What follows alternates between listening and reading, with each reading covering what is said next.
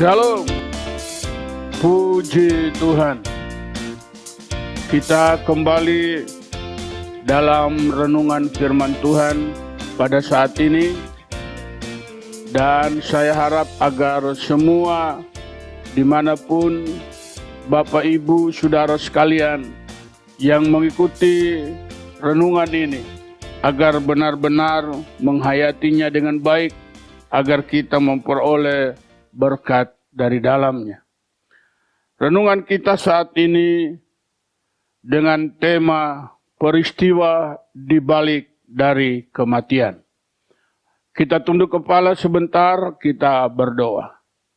Maha besar Bapa Surgawi, dalam nama Yesus Tuhan dan Juru Selamat kami yang hidup, terima kasih buat kesempatan dalam renungan pada saat ini Tuhan. Biarlah pengurapan-Mu atas kami semua, supaya kami bisa menerima berkat lewat renungan yang akan disampaikan pada saat ini. Urapi hamba-Mu, urapi kami semua. Kami terima kebenaran firman-Mu dalam nama Tuhan Yesus Kristus. Amin. Puji Tuhan. Bapak Ibu Saudara sekalian yang Tuhan kasihi, sekali lagi renungan kita pada saat ini adalah peristiwa di balik dari kematian. Jumat Agung sudah kita lewati kemarin. Yesus mati dan dikuburkan. Dan hari ini Yesus berada di dalam kubur, hari yang kedua. Nah, saudara sekalian yang Tuhan kasih, kalau kita tidak belajar firman Allah, kita berpikir bahwa Yesus mati artinya dia telah kalah dalam pertempuran ini. Saudara, sebenarnya tidak demikian. Justru kematian Yesus membawa kemenangan yang sangat luar biasa. Di dalam kematian dia justru punya kesempatan yang besar masuk dalam alam maut untuk membebaskan para tawanan-tawanan. Dia bawa keluar dan menerima kemenangan. Nah, Bapak Ibu Saudara sekalian yang Tuhan kasih, setan mengira bahwa begitu Yesus mati, maka selesai cerita dari penebusan. Artinya tidak ada lagi penebusan. Setan tidak tahu bahwa justru di balik dari kematian itu, Yesus sangat mempunyai kesempatan yang begitu besar, sehingga dia bisa masuk di alam maut untuk membebaskan, untuk membawa tawanan-tawanan yang ditawan di alam maut, dibawa naik oleh Yesus, dikeluarkan dari alam maut. Ini hal yang dahsyat. Setan dia pikir dia telah selesai dan dia berkemenangan. Ternyata itulah kegagalan setan teramat besar. Gagal total iblis pada waktu Yesus mati. Saudaraku, setan mencoba menipu Yesus pada waktu Jumat Agung, di mana seorang murid, yaitu Yudas Iskariot, datang mencium Yesus. Iblis berpikir dengan cara itu, maka Yesus tidak tahu bahwa sebenarnya dia sementara dijebak. Tetapi iblis salah. Yesus tahu persis ketika Yudas mencium Yesus. Yesus langsung berkata, "Kawan, dengan ciuman engkau menyerahkan anak manusia." Yesus tahu bahwa dari ciuman itu memberikan sebuah isyarat untuk supaya dia ditangkap. Iblis kalah total. Dan lebih parah lagi, dia bunuh Yesus. Iblis kalah total di situ. 1 Petrus pasal 3, kita baca firman Allah. Ayat 19 dan 20. Dan di dalam roh itu juga ia pergi memberitakan Injil kepada roh-roh yang di dalam penjara, yaitu kepada roh-roh mereka yang dahulu pada waktu Nuh tidak taat kepada Allah, ketika Allah tetap menantikan dengan sabar waktu Nuh sedang mempersiapkan bahteranya, di mana hanya sedikit, yaitu 8 orang yang diselamatkan oleh air bah itu. Bapak Ibu Saudara sekalian, firman Allah berkata, Yesus pada waktu dia mati justru dia punya kesempatan, punya peluang yang begitu besar masuk di alam maut. Dia memberitakan Injil kepada orang-orang mati. Saya ingin jelaskan ini, terkadang kita salah menyangka. Sehingga ada orang mengadakan pelayanan untuk orang yang sudah mati. Lalu rohnya dibangkitkan. Lalu dilayani. Saudara, tidak seperti itu. Penginjilan di dunia orang mati itu hanya 1 kali. Hanya Yesus Kristus Tuhan yang bisa melakukan itu. Saudara, bukan berarti kita harus memanggil roh orang mati suruh bangkit lewat seseorang lalu dilayani. Bukan itu, saudaraku. Jangan salah paham dengan firman Allah. Penginjilan ke dunia orang mati itu sudah dilakukan oleh Yesus Kristus sendiri 1 kali seumur dunia ini. Puji Tuhan. Ini sengaja saya ulas supaya kita tidak salah paham dengan ayat ini. Nah, Bapak Ibu Saudara sekalian yang Tuhan kasih, Yesus masuk ke alam maut. Bukan hanya membawa tawanan-tawanan keluar dari alam maut. Tetapi kitab Wahyu berkata, dia mengambil kunci maut dan kerajaan maut. Kuncinya ada di tangan Yesus. Saudara-saudara sekalian yang Tuhan kasihi, dan saudaraku, iblis tidak berdaya apapun. Iblis berpikir, saudara-saudara sekalian, mereka sudah senang. Firman Allah berkata, begitu Yesus mati, wah, setan berpesta pora. Tapi mereka tidak menyangka bahwa justru itulah yang memberikan kesempatan yang luas kepada Yesus. Kalau kita melihat di dalam Lukas pada pasal 16, itu cerita seorang yang bernama Lazarus dan orang kaya. Orang kaya ini pada waktu Lazarus meminta sedekah, dia hanya mendapat remah-remah yang jatuh dari meja orang kaya ini. Dia penuh borok. Bahkan anjing-anjing datang menjilat boroknya. Tapi ketika Lazarus meninggal dunia, dia dibawa oleh malaikat ke pangkuan Abraham. Dan perumpamaan ini berkata orang kaya itu pun meninggal. Tetapi dia masuk di api kekal selama-lamanya. Lalu di tengah-tengah kehausan yang begitu rupa, dia berkata kepada Abraham, dia melihat kepada Abraham, di sana Lazarus ada dalam pangkuan Abraham. Lalu dia berkata, Bapak Abraham, tolonglah Lazarus celupkan ujung jarinya di air, lalu teteskan ke lidah. Saudara tahu, setetes air di ujung jari orang benar, itu mahal sekali. Itu pun tidak dapat. Orang kaya ini tidak dapat. Setetes saja, tapi dia tidak dapat.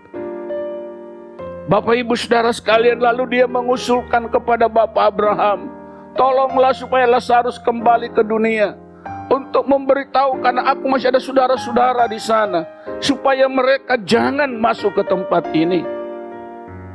Abraham bilang, apa tidak? Saya baca firman Allah berkata begini.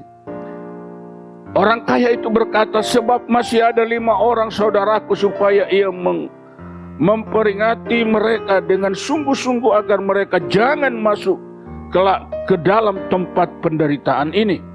Tetapi kata Abraham, ada pada mereka kesaksian Musa dan para nabi. Baiklah mereka mendengarkan kesaksian itu. Jawab orang itu, tidak Bapa Abraham. Tetapi jika ada seorang yang datang dari antara orang mati kepada mereka, mereka akan bertobat. Maka kata Abraham kepadanya, jika mereka tidak mendengarkan kesaksian Musa dan para nabi, mereka tidak juga akan mau diyakinkan sekalipun oleh seorang yang bangkit dari antara orang mati. Saudara lihat. Itu sebabnya Bapak Ibu Saudara sekalian yang Tuhan kasih. Selagi masih ada kesempatan pada kita, mari kita mengintrospeksi diri masing-masing. Tinggalkanlah dosa. Tinggalkanlah kejahatan. Saudara-saudara sekalian, di balik dari kematian Yesus Kristus ini, ada peristiwa yang begitu dahsyat, yaitu tawanan-tawanan itu dibawa naik oleh Tuhan, dikeluarkan dari penjara yang seram dan mengerikan itu. Dan mereka dibawa naik ke atas. Saudara-saudara, Bapak Ibu Saudara sekalian, orang kaya ini mencoba untuk minta supaya Lazarus diizinkan kembali. Tetapi Abraham kata tidak. Mereka harus percaya kepada surat Musa dan nabi-nabi. Kalau mereka tidak percaya itu, walaupun ada orang mati bangkit, mereka tidak akan pernah percaya. Bapak Ibu sekalian, bukankah Yesus sudah mati dan bangkit? Tapi adakah kita percaya perkataannya? Adakah kita sudah diyakinkan oleh firman Allah? Ini firman dari Yesus Kristus yang sudah mati dan bangkit, bahkan dia naik ke sorga. Bahkan dia berjanji akan datang kembali untuk menjemput kita, supaya kita pergi ke tempat yang dia sudah sediakan saat ini. Bapak Ibu Saudara sekalian, peristiwa COVID-19 yang terjadi di tengah-tengah bangsa kita sekarang, sebenarnya ini adalah sebuah keadaan yang Tuhan pakai untuk supaya anak-anak Tuhan semua mengintrospeksi diri. Karena tidak ada seorang pun yang sanggup menghadapi situasi yang terjadi sekarang ini. Untuk mengatasi virus corona, tidak ada satupun yang merasa hebat. Tujuannya apa? Marilah kita pasrah kepada Tuhan, supaya semua kita lari kembali kepada Tuhan. Buanglah semua dosa, buanglah semua kejahatan, dan hadapkan dirimu kepada Allah. Selagi masih ada kesempatan hari ini. Sekarang ini kita masih bisa introspeksi diri, kita masih bisa bertobat, dan pintu anugerah masih terbuka untuk Anda dan saya. Karena itu jangan abaikan kesempatan ini. Corona ini menjadi sebuah peringatan kepada gereja. Corona ini menjadi sebuah peringatan kepada kita orang-orang yang percaya kepada Yesus Kristus sebagai Tuhan dan Juru Selamat. Untuk kita mengintrospeksi diri, sudahkah kita siap kalau kita dipanggil pulang oleh Bapa di sorga? Ataukah mungkin kita terus hidup di dalam dosa?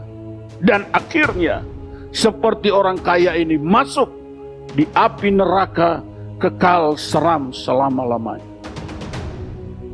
Silakan introspeksi diri saudara masing-masing.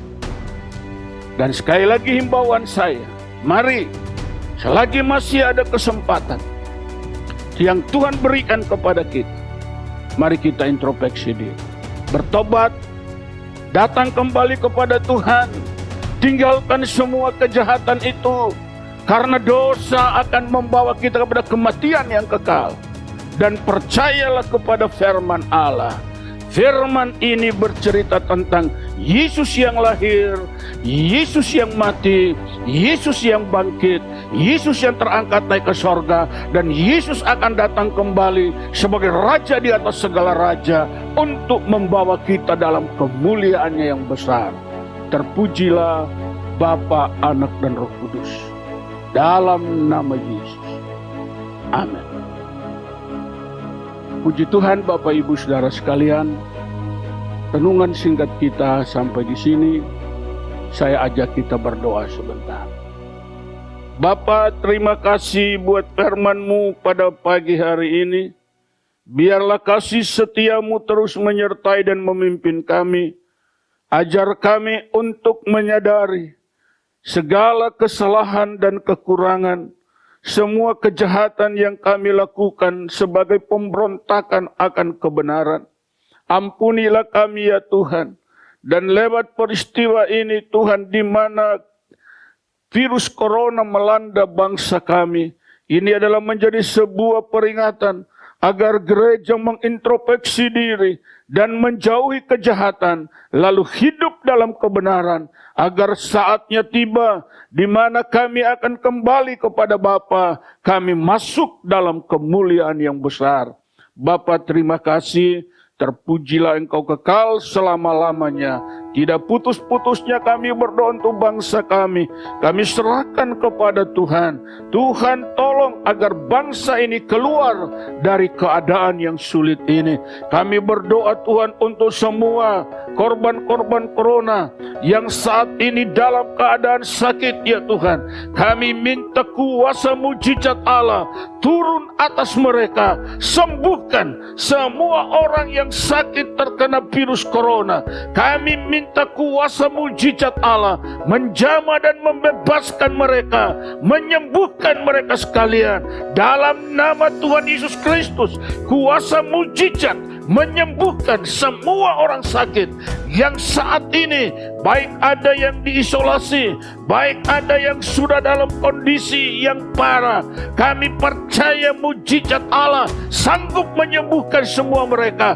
Terjadi dalam nama Tuhan Yesus Kristus.